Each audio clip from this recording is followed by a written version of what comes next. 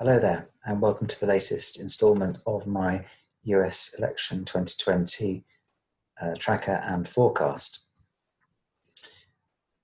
Since I last ran these numbers a couple of days ago, there hasn't actually been any change in terms of the projected electoral shares for, on the one hand, Joe Biden, and on the other hand, President Trump. They're still locked at 357 and 181 based on current polls as at yesterday, Wednesday, with 538.com. And the same applies actually to the recalculated figures that I've talked about before based on factoring in the bias on a state-by-state basis that existed in 2016. Only has a marginal effect, the loss for Biden and the gain for Trump of Iowa, North Carolina, and Maine's 2nd Congressional District. Just by way of background, polls that came out a couple of days ago on Tuesday did show something of a narrowing in several key states. In particular, Florida went down to 1.4, Georgia the same, down to 1.4, North Carolina, which is another very close state at the moment, went down to 2.1. However, those have all bounced back a little bit in the poll as at yesterday, Wednesday, which would suggest perhaps that there was a rightward-leaning poll that was influential in those numbers from 538 on as of Tuesday, which is a poll of polls. So it's going to take into account most, if not all, of the top-rated ones. So there hasn't actually been a lot of movement where we are today, and we're now 5 days out from the election. So what I wanted to talk about was, as our friends across the pond would say, electoral math. And this is essentially looking at the various paths that are available for each of the candidates to get to 270. There's also the question of the paths that could lead to a tie of 269 each. Now, the point to note, first of all, is that there are multiple paths which potentially exist. They're beyond the scope of this video. Some of them are more likely statistically, some of them are less likely.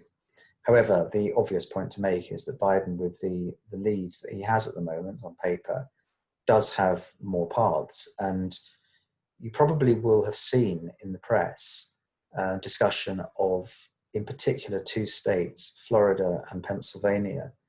Now, I've concentrated on Pennsylvania the last couple of updates in the context of the tipping point state. And just to recap, the tipping point state is the state which, if you order the states for the winner, or conversely the loser, in descending order of the margin for that candidate, so the most comfortable win for Biden, in theory, would go at the top, which is the District of Columbia, and then you go down as the margins reduce. It's the state which provides the 270th electoral vote, and for some weeks now that's been forecast to be Pennsylvania. Now, that doesn't necessarily mean that that is the most critical state. What it means is that is the state which arithmetically takes that candidate over the top. But if you like, that's really is a post hoc calculation. It can be tracked, it can be predicted in advance, but it's really something which is looked at after the event. Before we even get to that stage, we need to look at whether there are any other states besides Pennsylvania which the underdog Trump effectively has to win in order to stand any chance whatsoever. And I will just go to the tipping point tab here. And what we have here is, this shows, based on the 2016 electoral figures, which this disregards the question of faithless electors, which I'll come on to. Trump got 306 and Clinton got 232. And for Trump, that meant that he got 36 more electoral votes than the minimum needed to win. And Clinton was 38 short. Now, what happened with faithless electors is that there was a push by certain electors, by certain Democratic electors in particular, but also some Republicans, to try to, in the event that Trump won the Electoral College, which he ultimately did, deny him the presidency, I think on the grounds that he was regarded as unfit for office. That ultimately was unsuccessful. However, a number of electors, I think there are 10 or 11 in total, and ultimately 4 of them, their efforts were frustrated. So 7 of them did actually successfully cast their electoral vote for somebody other than the winner of the popular vote in that particular state, and actually it affected Clinton more. She lost 5 and Trump lost 2. Now, in the final analysis, it made no difference because the victory for Trump in the Electoral College was quite substantial. However, in a very close election, it could make a difference. Since then, there has been litigation which has held that states are free to enforce penalties against faithless electors if their legislation allows for it.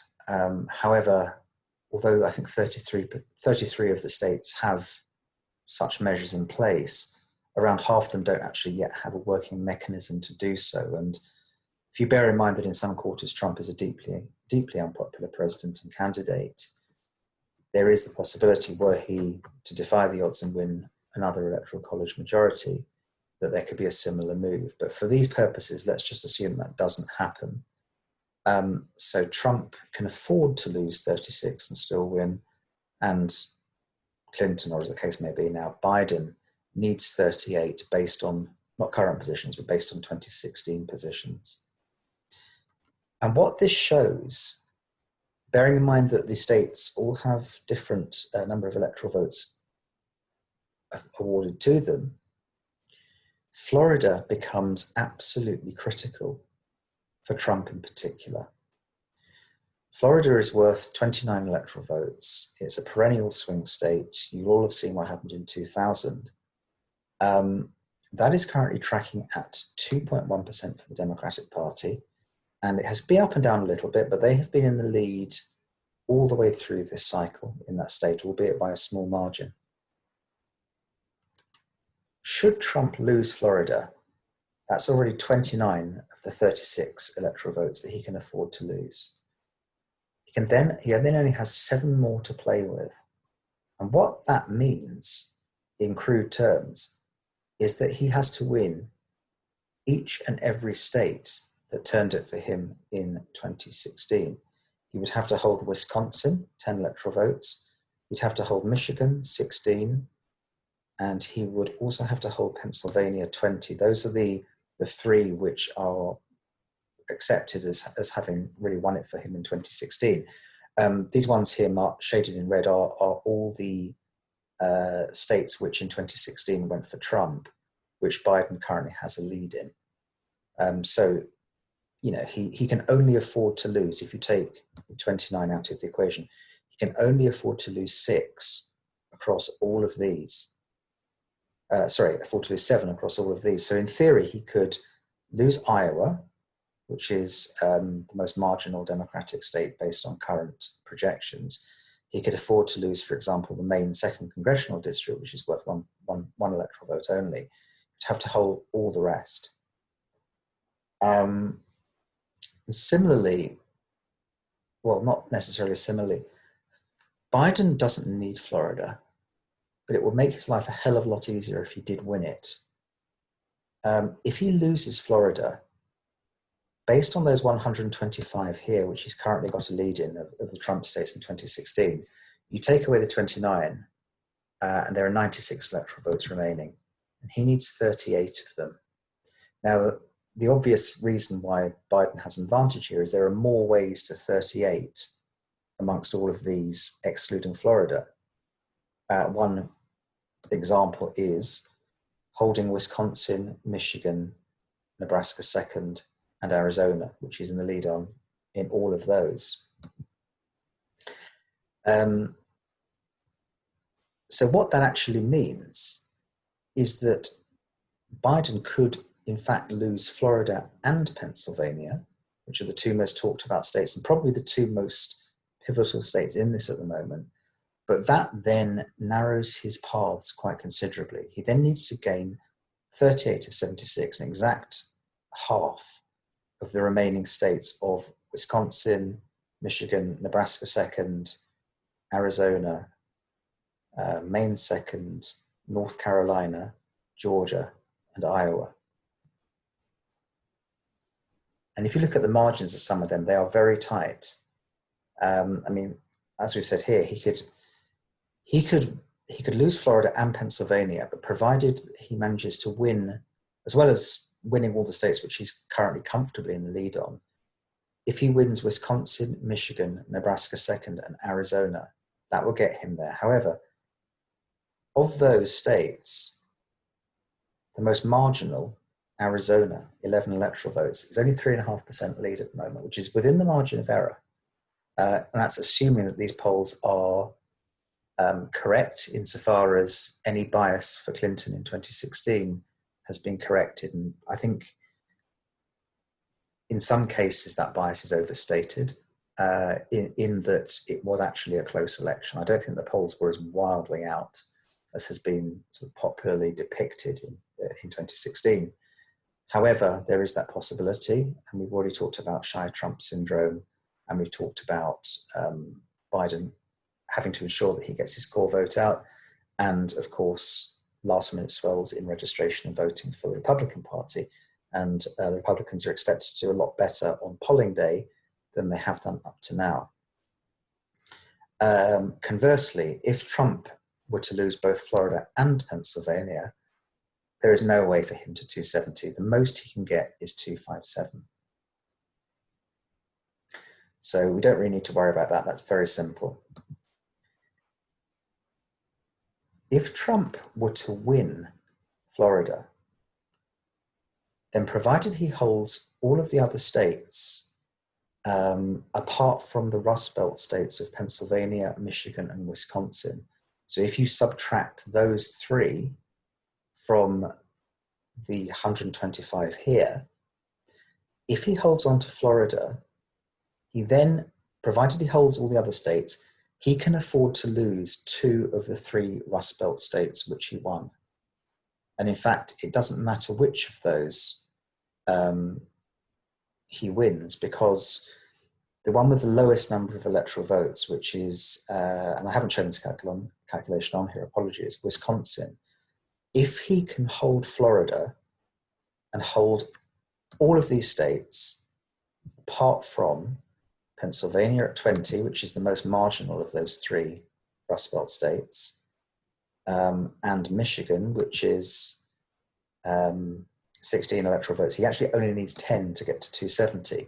But if you look at it, Biden at the moment has got a pretty stable lead, and it's been at around 8% all the way through.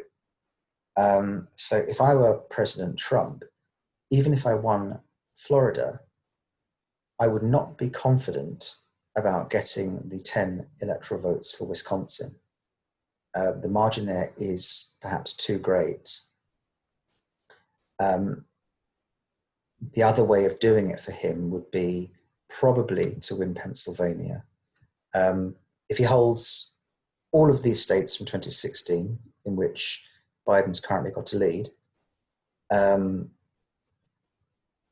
if he can win Florida and win Pennsylvania, he can afford to drop Michigan and Wisconsin, and that is why Pennsylvania and Florida have had by far the most focus, both in the press and also in terms of presidential and candidate rallies in the last couple of days. There really is very, very little chance that Trump can win this election if he does not take the state of Florida.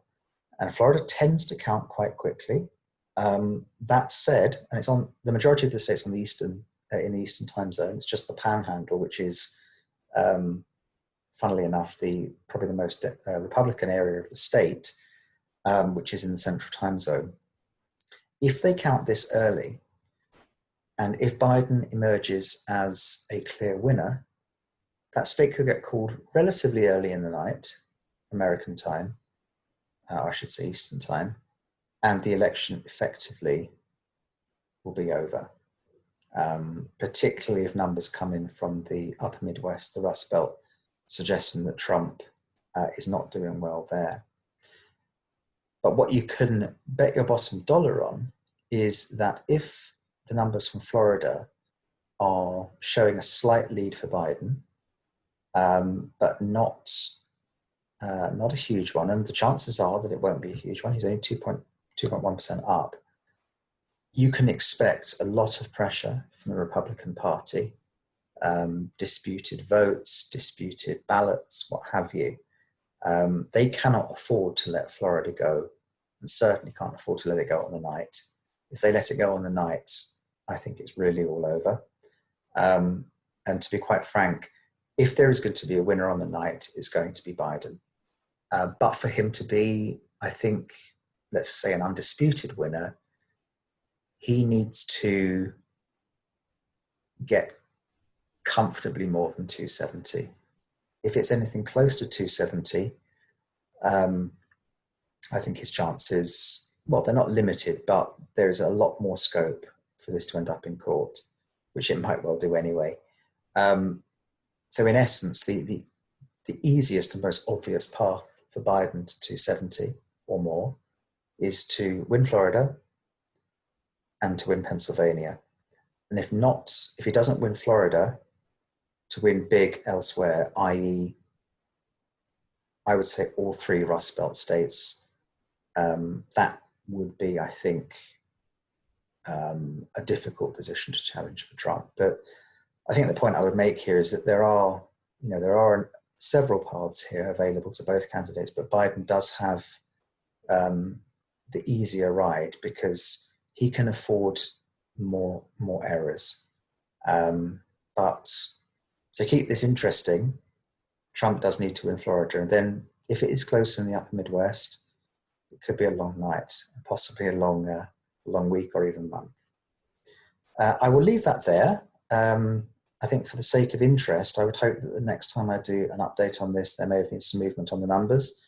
That said, they are very stable. I think it's 3 updates now that's well over a week, possibly 2 weeks, that it's been 357,181, and also based on the putative adjustment, 335,203.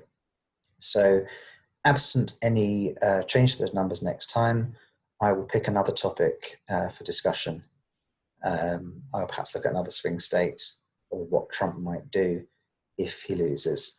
That's all for today. Thank you very much for listening. Please do feel free to upvote or to comment. And I will see you next time. Good night.